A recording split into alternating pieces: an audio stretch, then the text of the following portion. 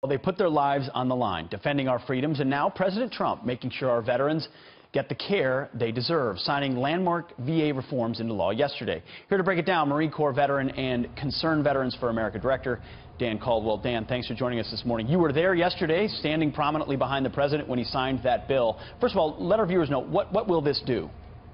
Well, thank you for having me on, Pete. What this bill does is it fixes a budget shortfall in the Veteran Choice Program, which allows veterans who live long distances from a VA medical facility or who have been on a wait list for a long time get care in the private sector. It also makes it easier to hire good employees from the private sector, which, just like it's hard to fire bad employees at the VA, it's also hard to hire good ones. So that's a big change. It also authorizes some new medical center leases as well. So Dan, you call this, though, a temporary solution. Why do you say that, and what more needs to be done, and what do you think will be done?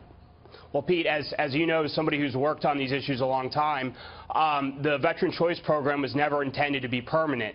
And unfortunately, it doesn't give all veterans who use the VA choice, and that's something that we think needs to happen. Every veteran who uses the VA needs to have the ability to choose to get care in the private sector if they want. And that's something that President Trump supports and Secretary Shulkin support, and they are working very hard to ensure that that happens. Dan, but even this bill, which you said is an extension of a temporary program, was met with some contentious resistance. What's the resistance still to even this extension of an existing choice program?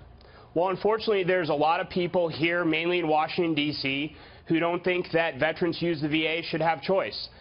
Even though this is something that's supported overwhelmingly by non-veterans and veterans alike, we're talking over 90% in polling we've done and polling others have done. And they believe that the VA's government-run health care system is the only system that should be available to veterans, and that's really unfortunate. Fortunately, again, this is something that President Trump doesn't believe in and Secretary Shulkin doesn't believe in. They want veterans to have choice, as do, again, most veterans and non-veterans, because they understand that if you chose to serve your country, you should have a choice in where you get your medical care. But Dan, I can hear it now. From whether it's the government unions or the VA bureaucracy, not Secretary Shulkin, but the sort of swamp members. You want to privatize. You want to shut down the VA system and kick veterans to the private market. You would say something different, I presume.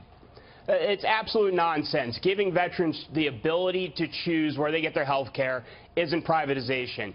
And people call it privatization because it's a poll-tested attack. It's a political talking point that ignores the reality of what choice would actually do. In many cases, in fact, probably in a majority of cases, many veterans would choose to stay in the VA system. But for a lot of veterans, VA care isn't convenient. There's long wait times, so they maybe want the ability to go to a doctor that's close to their home or more convenient to them. It's not privatization, and in many ways, this is just common sense. Yeah. This is what you get with Medicare. This is what you get for TRICARE. Every other government health care system, including those for Congress and those for VA employees, has some choice, except for the VA health care that veterans use. Oh, members of Congress carving themselves out, as they often do. Yes. I mean, ultimately, giving a veteran a choice so there's no gatekeeper at the VA is the holy grail of this process. And I know you, President Trump, and Secretary Shulkin are all fighting toward that. Dan Caldwell with Concerned Veterans for America, thank you for your time. Appreciate it.